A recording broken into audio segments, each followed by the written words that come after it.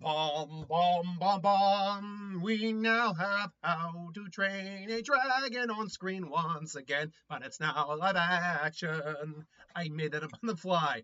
Man, I'm good. So let that be the thumbnail right there. Just pause for a second. So How to Train Your Dragon, the now live action remake of the movie, which admittedly is still heavily CGI.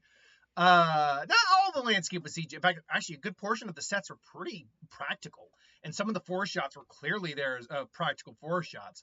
But yes, it's the live action interpretation of a beloved classic. I mean, the most recent one.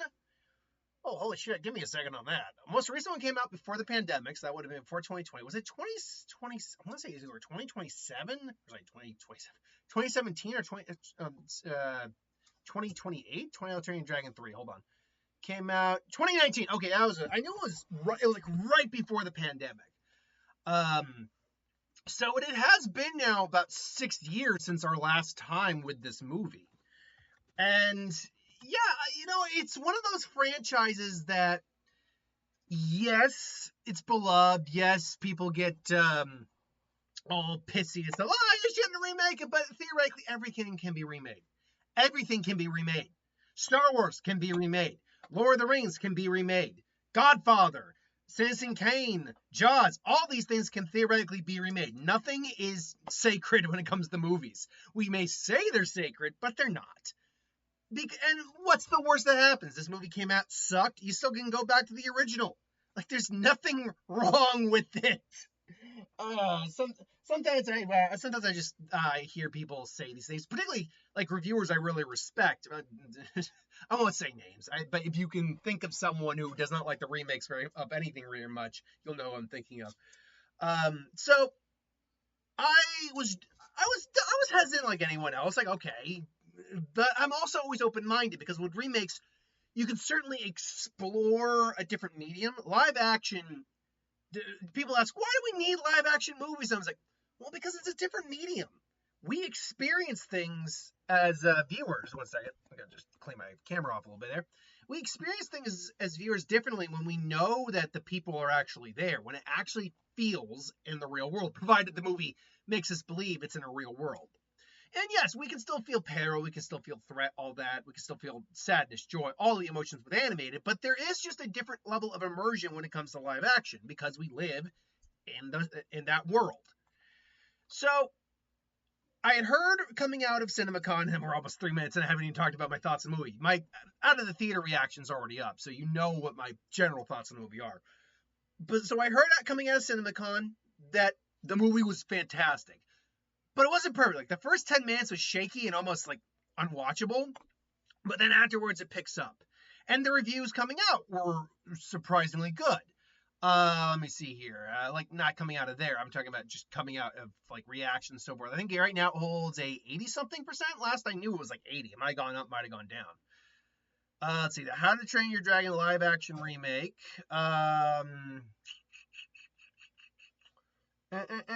Where is it? Come on, Box Office Mojo. Give me what you got, Box Office Mojo. Not Box Office, sorry, Rotten Tomatoes. It's gone down a little bit, but still 76% for the critics is a good number, and 98% from the audience is a great number. And it's family friendly, and it's a franchise people grown up on. Lilo and Stitch 2.0 this year. So, okay. I go in, I see it. And if you've seen my out of theater reaction, you already know where I'm coming with this. The movie, I think, is great. It is a really good, faithful adaptation of the book, or of the movie, which I think is an adaptation of a book. Now I'd say that, but it is a really good adaptation of the movie, to the point where it is a little shot, but it pretty much is shot by shot, almost line by line, almost. But that's not always a bad thing. I mean, we have remakes of movies that come out all the time that are almost shot-for-shot remakes, and some of them do work. I am blanking at the moment a couple that come to mind with that, but some do work. You know what? True Grit's one that it's not shot-for-shot, but there is a lot of the same lines in the movie. Like, there's a lot of the same plot beats, but they do take it in a different way. That's one where it's not shot-for-shot, but it follows a lot of the original, but changes enough to make it unique. This one I will say this. It doesn't quite change enough to be unique, but it does do small, subtle changes that do help give it at least a little bit more of a different vibe than the original. And the live action, I think, does enhance certain things. Now, before I get to all the stuff I liked, let me address some of the things I did not like. Because there were some things I did either straight up didn't love or just didn't like. It's not a perfect movie. That 10-minute, the first 10 minutes of the film, that I've heard people say it's not good. I'll say this: I don't think it's bad, but I totally understand where people are coming from when they thought the first 10 minutes were not the best. It's basically Hiccup's introduction to Burke in the original, extended with narration, and I can see why because it's not a lot of the jokes aren't hitting per se. Like the action's fine, but then you get Gerard Butler in there and he's fine, but then it's like the more narration. Honestly, really what was killing it for me was the inner monologue narration. That's kind of what was doing. I'm like, ugh. I can kind of say, he's not going to be home for a little while. She's waiting for my dad to come home, and he's not going to be home for a little bit. Pop up. He's just getting his car taken care of. He has your good baby. So I can see that. Yeah, definitely. Also, yeah, it is shot for shot, and sometimes I'm just waiting for the better stuff than I remember from the original to kind of come around. So I'm just gonna angle this a little better so I don't get quite as much. Oh, that's better on the lighting. Because I'm like, okay, I get this story beat. And they even cut some of the story beats around or change them up a little bit. I'm like, okay, what was the point there? Sure, whatever. But I think the other big thing I've heard that doesn't work for a lot of people, and I'm gonna have to agree, are the side friends, like the friends, the other kids in his age group training for dragons. Not Astrid. Astrid is fine. Astrid is good. Good actress. They got a great actress to play her. I think she captures the vibe of Astrid. But the rest of them, look, I think I was watching Doug and Brad, Doug Walker and Brad Jones's midnight in the car reviews. I can't remember what they're being called right now. That side note, so happy Brad brought those back. I missed those so much, and Doug's joining him on this. I really think I'm loving the fact they're doing that again. But they brought up, I think, what hit for me. The humor of those characters works best in an animated medium, as animated characters. Because you can do these cartoony, outlandish personalities. You can do, oh god, hold on. Fish Legs, Ingerman, Snot. You could do someone like Gabriel Howell's Snotlout and doing his completely egotistical, machismo, sexist mentality jokes. And it works in an animated form because he's a cartoon. He can take the beating. He can, just be a character. In real life, he looks like a freaking loser. And I get that's the point in the animal, but in the animated one, he's at least kind of funny for that.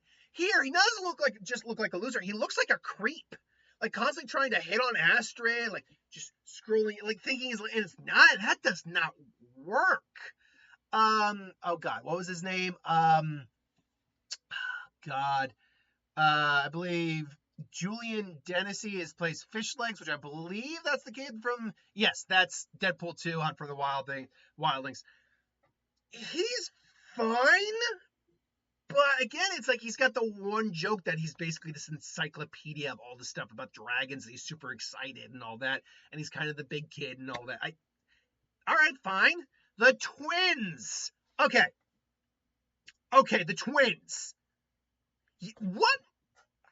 Okay, so they make a joke saying, "Oh, our mom gets us confused." Like, yeah, totally. Like, they don't look anything like, which I guess is the joke, but they're also idiots too, obviously. But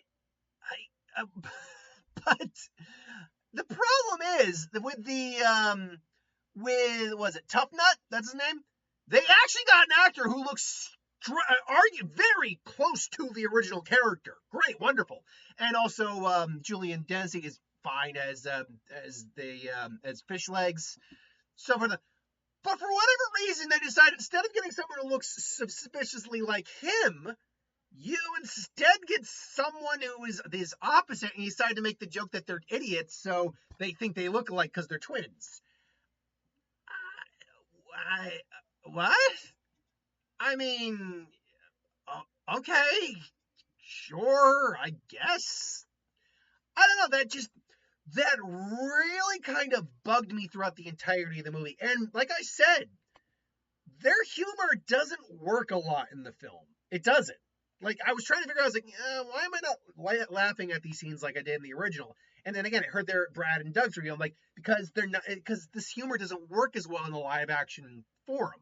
You did need to kind of adjust the humor for a live action medium, I think. Like, take some of the jokes out, give some new jokes. So, yeah, I mean, it is shot for shot, so keep that in mind. Nearly shot for shot. There are some changes there, here and there. It's mostly the same dialogue, and the actor.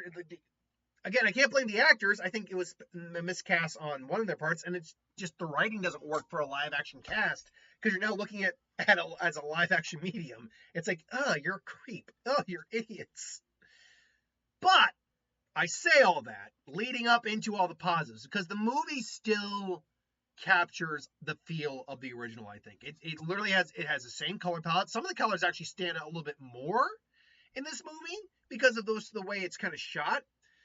And I should also say there was like one green screen shot at the end during the final fight that I'm like, yeah, that's very much green screen. Other than that, but it still captures the thrill, the sense of wonder. The flying scenes are still. I still felt the thrill in my chest when the flying scenes took place.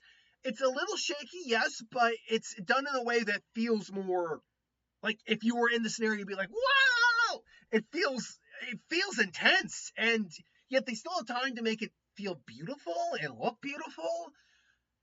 So I mean, the flying sequences are still amazing, despite the fact I don't think they got the casting on or the right on a couple of the friends, and I didn't like them as characters.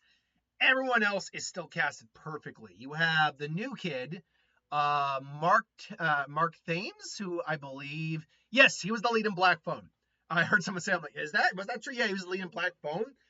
Look, you're not going to get Jay Barenthal back. He's in his 40s now, I believe, if not closing in on his 50s. Actually, how old is he? He was young. Like, don't get me wrong, he looks young, but he's like, you couldn't get him back to play the character. But honestly, this kid looks like what I think a live action Hiccup would kind of look like. Yes, is he on the better looking side? Sure, but to be fair, Hiccup was never ugly. He was just kind of awkward looking. And while he's certainly a bit more pretty boy than what we get for Hiccup in the original, he makes up for it with the fact that he is still very awkward. And and he still looks like Hiccup, skinny, lengthy, not very, athletic. But I still buy him as that character, and I buy his relationship, A, with his dad, not a good relationship to start with, and B, I buy him bonding with Hiccup. It is, even though Hiccup's got a bit more of like a cat design to him in the Dragon arts, cat design in the Dragon design, it is more of a boy and his dog story, particularly near the end where he does act a little bit more like a dog, which I do like. As a dog person myself. I mean, I love cats and dogs actually equally, but if you're gonna twist my nipple on it, I'll say I've had more dogs in my life than I've had cats. Actually, that's not true. I've had one, two, three. Okay, personally, I've had about the same amount of cats, but they've been. One of them was more my sister's cat than anything else. So yeah, more dogs than cats. But yeah, you buy it, and I mean, all the emotional beats that have to hit with him and Hiccup still hit with him and Toothless. And should note, the effects works on the dragons look really good for a budget. And get this, it's only $150 million, which is a lot, but with other movies like Snow White being well over 200 and not looking anywhere near as good as this, it's amazing. You have to ask yourself, where the hell does the money go on those things? So they were actually able to, and it's an effects-heavy movie. All the dragons are CGI, save for, I think, a couple of shots where I think they might have actually had a live-action stand-in Toothless occasionally, like they're riding on. And the big final boss dragon, there is a shot where Astrid's not gonna spoil too much. They do change a little bit. But actually that's fine. Astrid actually has to get into the thing's mouth at one point, and you can tell they actually built like a thing of teeth and stuff like that. Like, that's good. More of that. So the effects work on Toothless looks great. It doesn't just look straight out of the original. It actually does look a little bit more textured, a little bit more in the world. So I do really appreciate that. Again, I liked Astrid. Astrid's good. I do like the casting of Nick Frost as Gobber instead of Gobber the Bitch. I like the fact that he still feels like this just kind of kooky former old dragon hunter who's also the blacksmith who's lost both his leg and his hammer, but he's still quirky. He's still going to fight with other dragons, and yet he's still a voice of wisdom. And Nick Frost is, I think, kind of like the perfect match for that, I think. I do love Nick Frost, too. Isn't that? We only just recently, a little while ago, watched the Doctor Who where he played Santa. And that's it. It took forever. So, I got a second sled. But then that leads into who, honestly, is the best part of the movie. It's Gerard Butler back as Stoic. This, I think, is key to making this movie. Honestly, it worked. I mean, you could have gotten other good actors to play Stoic. You could have. But the fact that they got Gerard Butler back to play Stoic, and the fact that he didn't lose a freaking beat, and he feels just as imposing we see him go hand to hand with dragons in this movie, and yet when he's like just this stoic, towering muscle of a man with the son who he still loves and he wants to be proud of, but he just can't relate to him. And just can't seem to listen for a little bit about what his son actually wants. Gerard Butler still brings it all there, man. It's still Stoic. And damn it, I love Gerard. I've always liked Gerard Butler, but damn it, I love Stoic as a character in this movie. And one thing I think in this movie that is improved on very much, and I mentioned this briefly at the very end of the review yesterday, but I can go into more depth, is the finale, the final fight with the Dragon Queen, if you will. I think this is actually handled a lot better in this version than it is in the original version. And it comes to, again, the live action medium. In the original, I'm like, okay, that's a big dragon. And, it's all well and good. But because it's animated, it's still, you don't quite get the sense of scale. Like, it's big and he's tiny, but it's like you don't feel it. But when you got photorealistic live action, if you will, in live action where the world looks lived, it looks real. When that thing comes out of the mountain and they see it, and you should see that even Stoic is terrified. You feel the power and the heft and the terror of something like that. It feels imposing. It feels like, even though if you've seen the original, you know how it's going to end. You're like, how the hell are they going to take this thing down? And it is still very thrilling. And still, when you get to that end with Hiccup and Toothless and Gerard Butler coming in, it's still emotional. It is. When Gerard Butler apologizes to Hiccup, it's still a really good moment, and you still feel the beats. I really enjoyed this movie. I really did. It is a damn good remake. Is it the best remake ever, live action, animated to live action between Disney or whatever? I mean, this is not Disney, but you know what I mean. I mean, it's right. It'd probably be right up there if I were to just go through all the animated to live action remakes I can think of real quick. It's certainly better than most of the lower of the early Disney fare. Jungle Book, I contend, is still a good film. But I had more enjoyment out of this than Jungle Book. Cinderella is good, though. I do think Cinderella is good, but I think I like this more. I mean, if I'm thinking of, let me think of the best live action like Disney films real quick. The remade Disney films, obviously. Aladdin. I think Aladdin is probably among the best. Do I think this is better than Aladdin? Yeah, actually, because the changes that they made in Aladdin, while Aladdin isn't shot for shot and they do different things, not all that works in Aladdin. While I still very much liked Aladdin, not all of that worked. Whereas they didn't do a lot of changes here, but the small changes they did make actually did help enhance the film a little bit. Actually did change the story up a little bit and give you more context in the characters' mindsets. So yeah, I think I would say I like this over Aladdin, but do I like this over the Grandmaster Stitch, Lilo and Stitch? That's a lot tougher because I think the heart of Lilo and Stitch is there more than the heart. Don't get me wrong, the heart of both those movies are there, but in terms of like the family and the relationship and like the almost making me cry moments, there's a scene in Lilo and Stitch that nearly broke me. Like again, I saw it coming too. I'm not gonna say what it is, the most recent one, and that nearly broke me. Because I saw it coming, like not saw it come, but I predicted that this might be what happens, and I'm like, oh my god, this is happening. Oh my god, no, I know he'll be okay, but oh god. And honestly, that ending is so. I think they handled the ending. I'm going to tell you right now, they handled the ending in Lilo and Stitch better.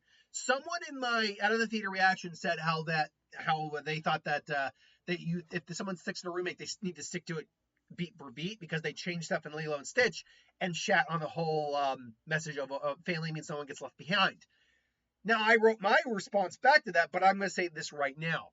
You're entitled to your opinion. I'm not going to try to bully anyone on this. But I will say, I think people who are, first off, the whole Punch the Fish peanut butter sandwich thing, like, okay, that's a minor detail, but sure, whatever.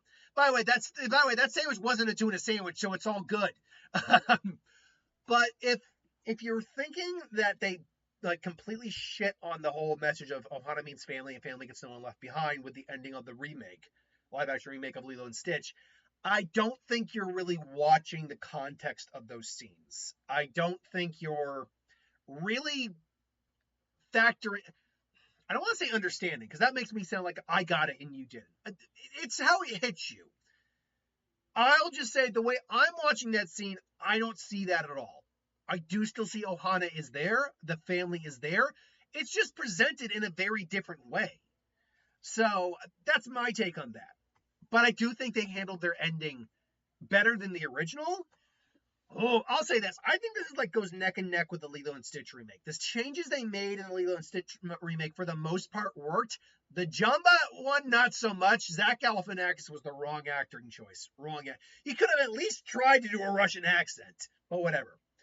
Other than that, I think Lilo and Stitch did pretty damn well in terms of translating the source material, personally. I don't know. I might like this more in terms of like the sheer action side of it, like the epic feel of it, but in terms of the emotional beats, I like Lilo and Stitch more. So I don't know. I think those two actually go hand in hand with each other, I think. And like I said, I think this might be better than Aladdin in terms of that, but do I think Lilo and Stitch is better than Aladdin? Ooh. I'd say, again, I put those like in the Holy Trinity right now. I mean, it's not a Holy Trinity. It's not like these are godsend films or anything. Of the live action photorealistic remakes, if you will, from Disney or other companies. I mean, we don't have a lot of other animated films from non-Disney properties that have been translated into live action, to be fair. So, either way, though, that's my thoughts on this. I very much enjoyed it. Take your families out. It's going to be a great family experience, especially because we now have a whole generation of people who grew up on the original series who can now take their kids to this, and now you can contrast and compare and all that, similar to Lilo and Stitch. So yeah, now, I think we're here. Trailers. I found my trailer booklet, by the way. I got to bring that to movies now. We got a lot of it. We actually didn't get Elio, which I was surprised about. But we did get Superman, the newest Superman trailer, which is really damn good. We did get Fantastic Four. I was surprised about that too. We did, however, get Jurassic World, if I'm not mistaken. We got this new film Sketch coming out in August, which is interesting. It's kind of like A Monster Calls, but if the monster really is in fact there, kind of. Like a little bit of a never-ending story meets A Monster Calls, meets kind of a death, I'm not gonna like kind of Death Note a little bit. So yeah, but yeah, so the idea is this girl and her family have kind of lost, I'm guessing lost a mother. She's got all these emotions pent up, and she's just drawing these creepy creatures and stuff like that. And apparently her and her brother end up dropping the book in this weird pond they find, and anything she draws comes to life. And it's not just like it's textured for like a real texture. They look like wonky drawings, but they're also like causing havoc. So I dig on that. I really do. Okay. Any other things that I got to remember? There was actually only like 5 or 6 trailers. We got a relatively short amount of trailers this time around, which I wasn't complaining about. I'm just noting. Let's see here now. What are some of the other movies coming out? We didn't get Elio. I remember distinctly we did not get Elio. Which I'll be seeing next week. I'm not catching 28 years later. I don't care about 28 years later, if I'm going to be flat out honest. We got Superman, we got Jurassic World, we got the Smurfs again. That's one I'm going to be completely happy with not seeing any ever again. Oh, and the Bad Guys too. We got the Bad Guys too, which I'm looking for. I enjoy the original Bad Guys. So anyway, thanks for watching. Hope you enjoyed. Like, comment, share, subscribe, and I'll see you for the next one. Later.